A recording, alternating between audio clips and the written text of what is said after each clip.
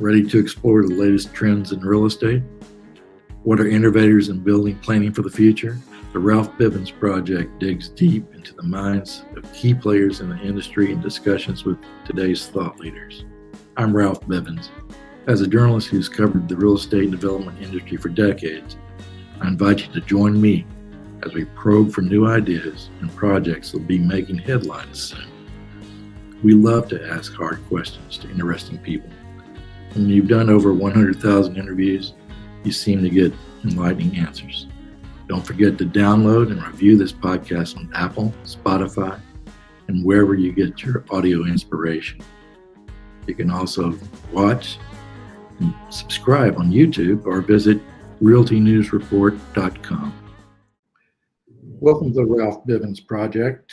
We're here today with Duane Heckmann of Land Advisors, a nationwide organization, and of course he's a specialist in land. He's been for 40 years experience selling raw land and residential lots and home builders, developers, and I challenge you to find a master plan community developer that Duane doesn't know. I don't think that's possible. But he has a lot of clients. He knows the Texas market very well, and Houston area very well.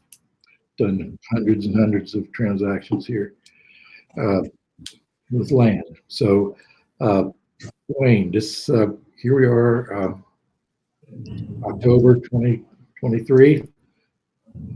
What's going on in the land market today? What's the state of affairs in land? It's very good right now. It's extremely good right now. And to tell you how good it's doing now, you've got to kind of back up just a little bit. You've got to back up to about May of 22, where we were still running hot from the COVID, from 20 to 22, the COVID. I don't know if anyone had thought that a COVID or a pandemic, when we came out of that, would fuel one of the greatest land and housing booms we've ever seen. And that lasted for about 2 years. And then when interest rates started moving up in April, May, they started ticking up April, May, June of 22, they moved up more in a shorter amount of time than ever had been done before, ever. And when that happened, that caused the land, let me back up just a touch. The land market is historically tied to the housing market. The single family housing market consumes more land than anything else. So it consumes about 10 or 11,000 acres in Houston every year, like clockwork. That's about the size of Cinco Ranch, just to give you a feel. So when interest rates started moving up, home buyers they're shell shocked, completely shell shocked. So they exit the market completely. So new home sales just stopped. And when new home sales stopped, the land market stopped completely. Every deal we had, with the exception of one that was a mixed use deal, but every deal that was connected to the single family housing market or multifamily market dropped. Every one of them. I think D.R. Horton throughout the country, I believe it's public record. I believe I saw in one of their reports, they left like $36 million in hard earnest money around the country. 36. So, and a lot of builders left a lot of money because they just were not selling homes. Now, fast forward, they didn't sell homes in June, July, August, September, October, November. They started selling homes a little bit in December. What the builders trying to do through this time frame, Ralph, December of what year? 22. Okay. So about December 22, during those preceding months, they had been figuring out what it takes to sell a home, because they know they weren't selling them. So they started jockeying with pricing, incentives, buying down interest rates. They start jockeying with these things, trying to figure out what it takes. They started selling a few homes in December. January is better. And interest rates are still going up, and they're buying down interest rates. February's better, March is better, April's better. So their numbers are getting better all the time because they figured out, they call it price discovery. They figured that out.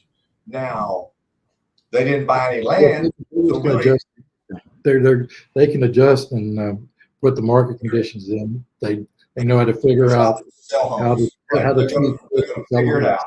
Yeah. And they figured it out. So they sat on the sidelines for a year on the land side, didn't do anything for 12 months, but they were selling homes for about 7 of those months. So they were behind pipeline wise before the interest rate hikes.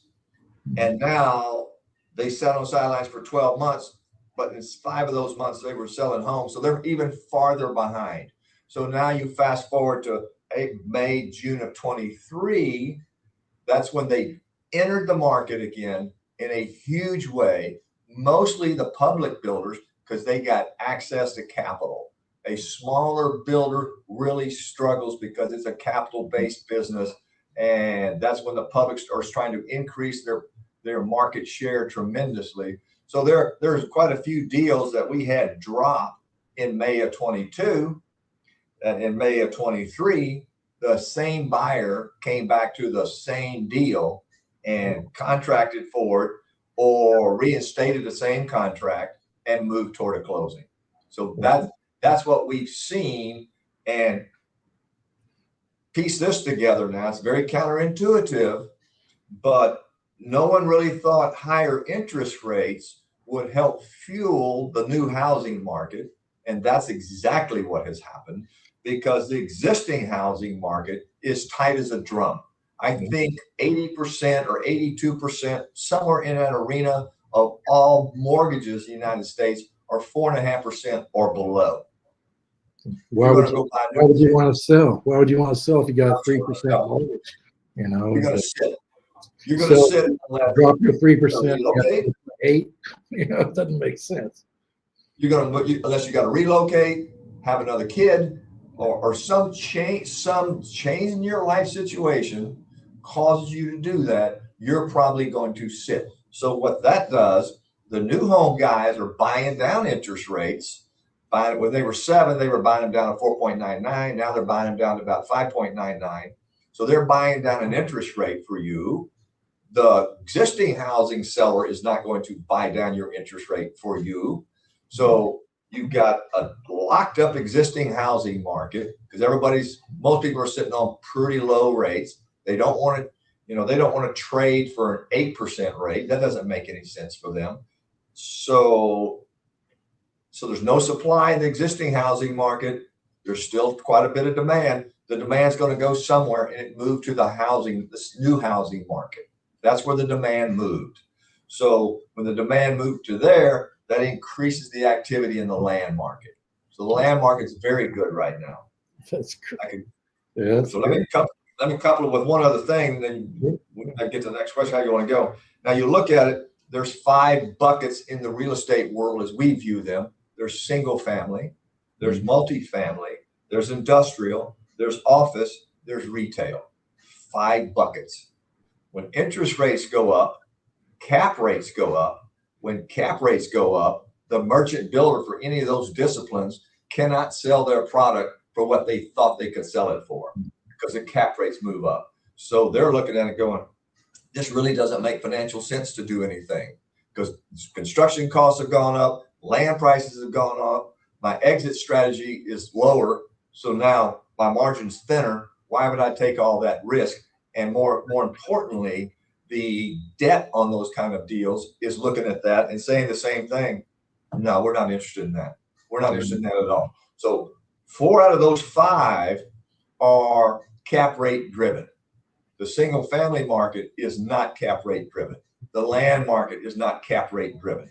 So more interest because everyone's looking for a yield, Ralph. So everyone's looking at the single families like, hey, maybe here's an opportunity to get a return, to get a margin, because I don't want to play in those other arenas. And typically what they do when a discipline softens, the bottom feeders make bats, low offers, low ball offers, try to pick something up on the cheap.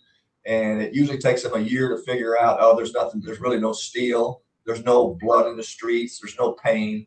And then they come to some reality. So it takes a while for that to work its way through. And they're working their way through that right now. So single family is the darling of the real estate world, and particularly in Florida and Texas. right? The population growth and companies moving out of the, the big urban markets like California or New York, they say, and then to Florida or Texas. A lot of companies Moving out of the high tax states. Right. Absolutely. So, you're in the sweet spot. You're in the sweet spot. We're in a very good spot. What about land? Land prices. Are prices with this bigger demand in the sweet spot of land? Are prices of acres going up? Yes, going up. Of the deals I told you that we had under contract last year that dropped and the same buyer came back, everyone's contracted at a higher price. Every one of them.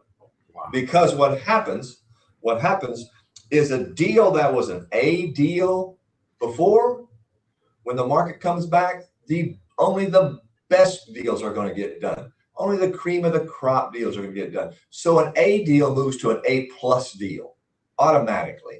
And then a deal that was a B deal in a good market, when the market comes back, it's a C deal because everyone's wanting to do the A plus deal. So they were about this close, now they're this far away. So that changes dramatically. So, and land pricing historically, either it flattens out, it doesn't drop that often, because if it drops intuitively, people just don't transact. They don't do it, they don't sell. They just sit. So do land prices really drop? In a few instances, yes, but for the most part, no. They just stay flat because there's no transactions. And then as the market heats back up again, sellers come back into the game and say, I'm willing to sell for that price now. But unless they've got some financial pain or something going in their life, they don't sell into a down market. Makes sense. The land prices are up. But what would you say, big range, ballparky type of thing? What's how much does it cost per acre in the Houston area, say the greater Houston area? Suburban. You've got so many divergent factors that dictate everything for the price of land. That's a very good question. It's a very difficult answer because it all boils down to, what is it going to cost me to develop the property? That's the key. If everything was the same, then value would be about the same. What school district is it in? What is it going to cost me to develop it? Can I drain it? That's the most important piece of the puzzle. If I had to throw out a number, and it could be lower than this, higher than this, could be either one of the two, I would say it's suburban land, roughly speaking, $60,000 an acre. Can it be higher than that? Absolutely. Great school district with great utilities, things, great access, road, all this other stuff. There's it could easily be $100,000 an acre. Easy. $120,000 an acre, which is $3, right at $3 a foot. Because home builders will tell you, if I don't have to do a lot of development, don't have to spend a lot of money for water and sewer, don't have to spend a lot of money for drainage, and I can sell the same price home for that piece of property versus the same price home where a property's got all these problems, same price home, I can actually pay more for the land for one of them than I can the other, because they're going to sell the same price home at the end of the day. So that's why it can be so divergent. Let me ask you this: talking about the greater Houston area right now, where are the hot spots? Where are the hot spots? It's you just touched on it. It's where there's a new or improved road, and there's a big tract of land with a willing seller that you can drain. So West Houston is always great. Waller's doing quite a bit of activity in Waller. We're seeing Montgomery, Magnolia. Most of that property is gone. It's gotten gobbled up. And then on the northeast side of town, east of 59 along the Grand Parkway, there's been quite a bit of activity there because the Grand Parkway opened up. You can now get to it pretty easily. So growth is going to go wherever the developer buys land, because the developer's going to put lots on the ground. Builder's going to build a house, and that's where the consumer is going to go. So in effect, the developer kind of decides where Houston's going to grow. But it's happening all over around. Just be honest with you, it's happening all over. All over. And 290, I think, there's Waller County, 290, kind of the northwest. I know David Wolf been promoting that area. Tell me about, isn't that a new region for a lot of new activity? Pretty much. In fact, we helped Mr. Wolf sell about half his property to BGM / Long Lake, and that was about 300 acres. And then we sold about another 500 acres immediately north of that, and then we're marketing about another 400 acres just north of that, and about another 300 acres just north of that sold. The key there, where David Wolf is, that's FM 362. That is the dividing line between Waller County and Harris County. So, but it's all in Waller ISD. So the developer or the home builder looks at that and goes, I can either be in Waller County or I can be in Harris County. I can either, because I'm all in Waller ISD, I'm in the same area. If I go to Waller County, I don't have to deal with Harris County flood control. So I will pass and go to Waller County. It's just simple math. Because you can get a drainage permit through Waller County in about 6 months. It takes you about 18 to 24 months in Harris County. Time value of money, they're going to go, I'll rewards faster. Now, there are some deals happening in Harris County just on the east side of 362. They take a lot longer to bring to market, and they're a lot more expensive because you've got this cost of carry due to trying to get a permit from Harris County flood control. Now the So west is a very good area. What about 10? It's gone farther and farther and farther out 10, and you've got those big industrial projects. I believe that, Tesla's built a 1 million square foot warehouse and all this. Right. So it's good, you're in Sealy or something. It's gone pretty far out. Is it that the limit for residential land right now? Has it gone too far? It won't go any further than that?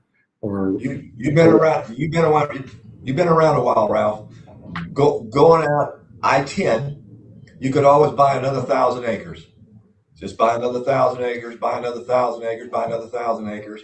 And that westward march from Nottingham, you just keep marching out between 10 and the Bayou, or 10 and Westheimer, through that swath through there.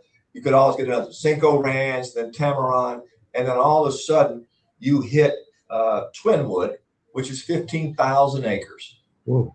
And that's one developer, owns 15,000 acres, doing all kinds of different product types in there: commercial, industrial, large lot, pot, all just starting out.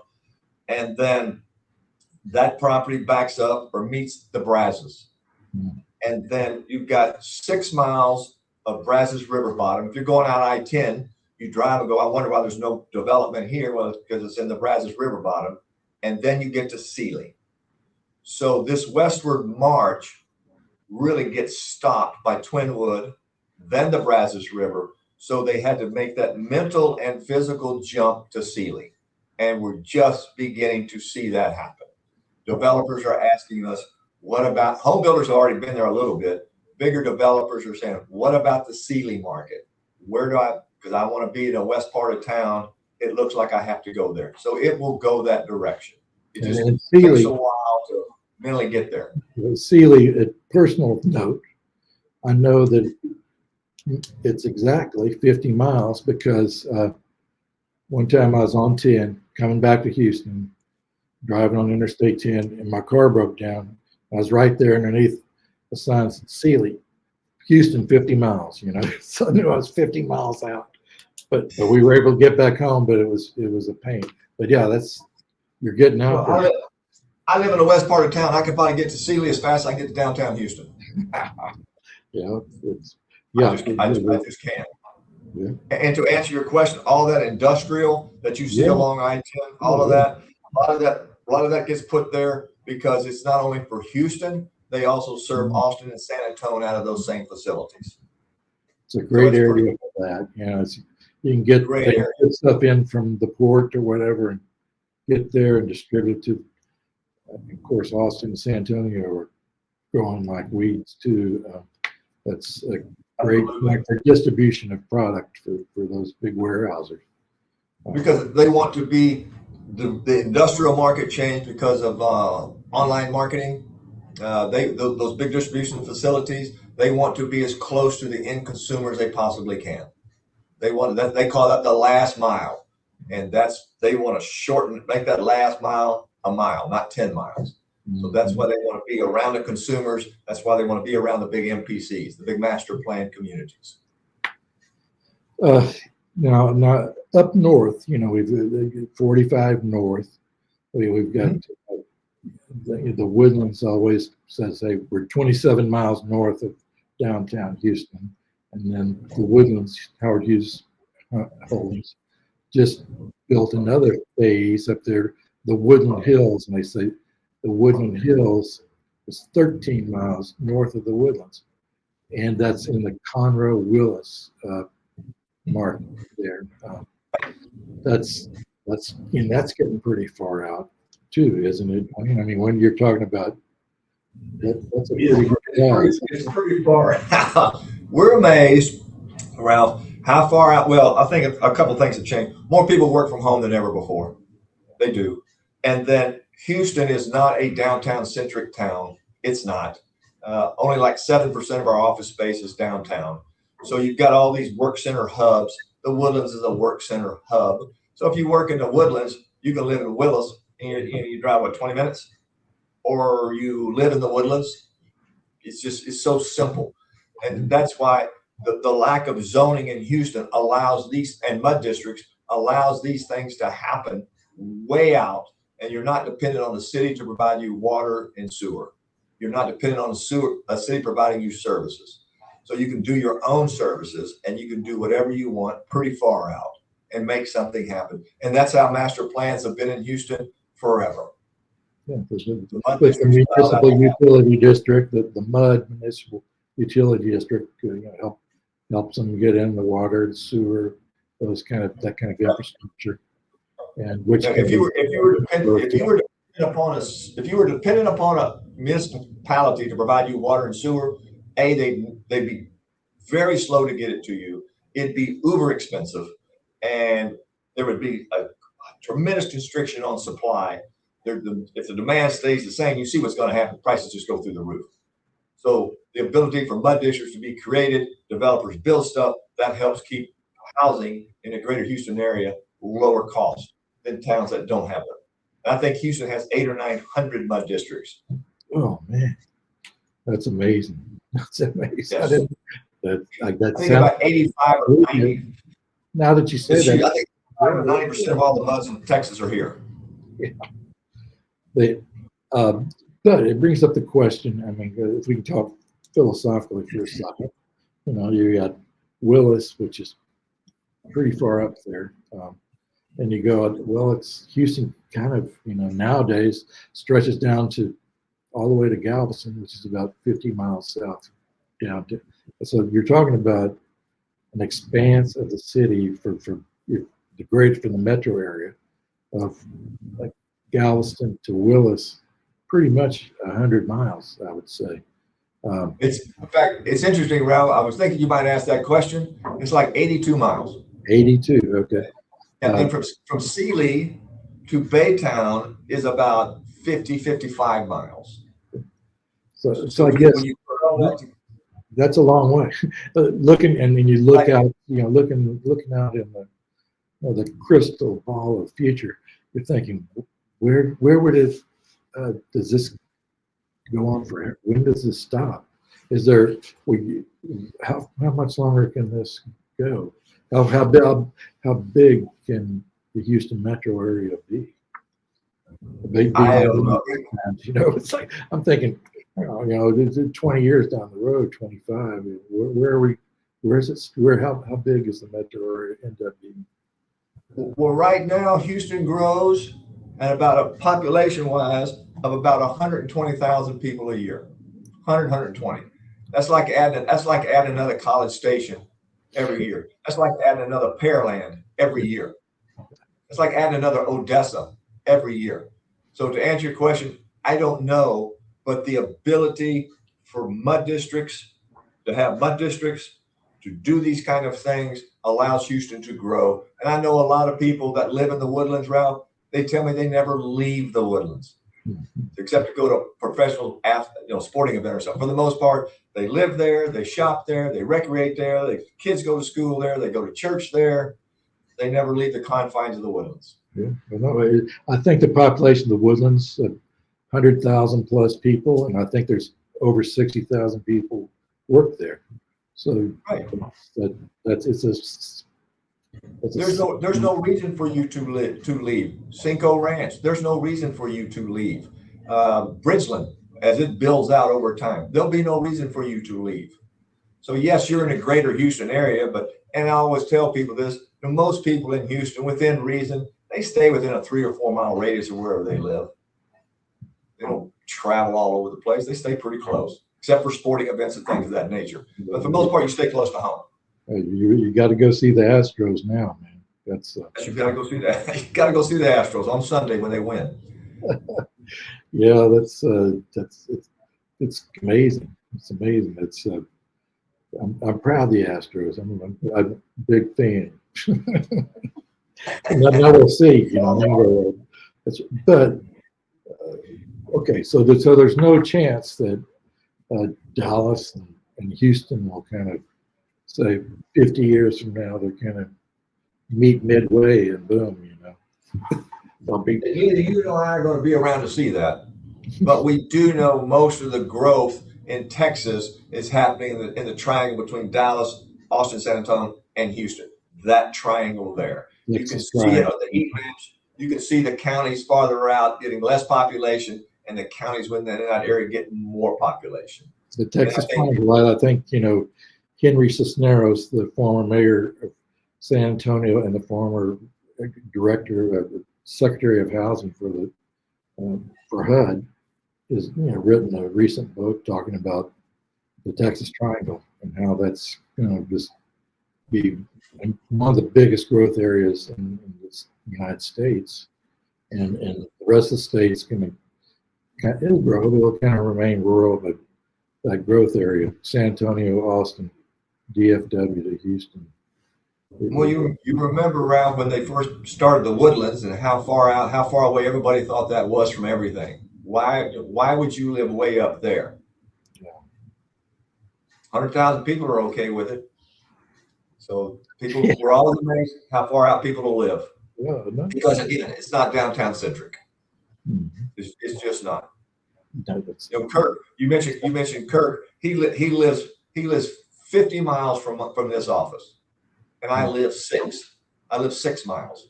He can get to his house in about 50 minutes, and it takes me to drive 6 miles. It takes me about 35 minutes. And you guys are there in the Memorial area, I guess. You're off time. Yeah, it's just time. I guess one area we haven't talked about, and I've been following this more and more because, we've seen the new program that NASA has launched with the Artemis program.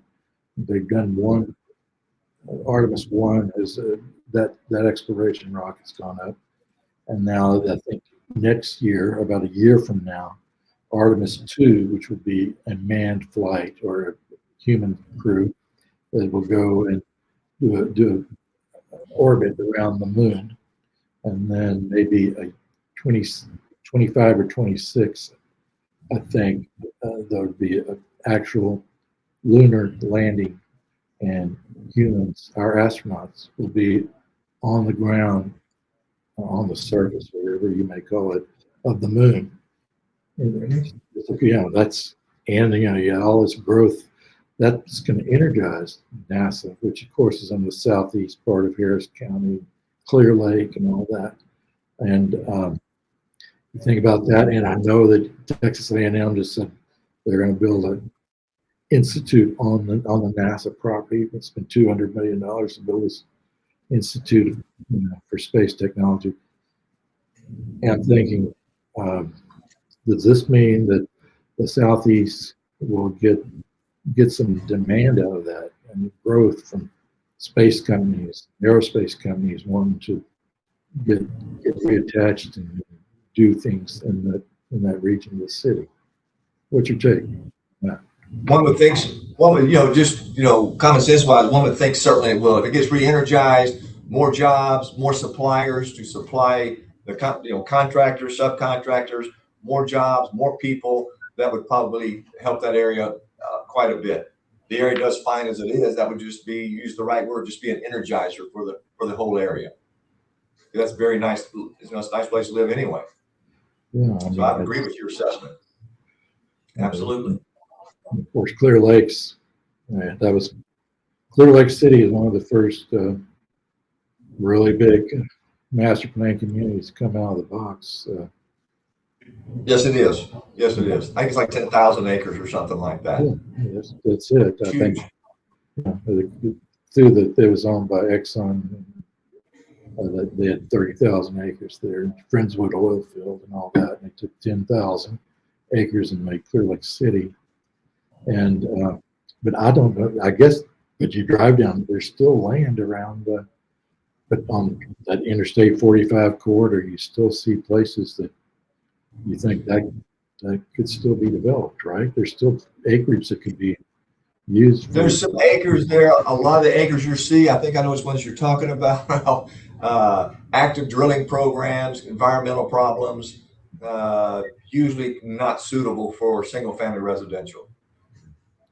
Yeah, I do remember that. Yeah, that's Heinz found, the Heinz organization found a small, like 100 acres down there somewhere in the Friendswood area, right around there for a kind of a smaller residential development. But I don't know if there's any, 1,000, 2,000, 3,000. It's certainly nothing as big as Clear Lake still exists. No. And those are fewer and far between.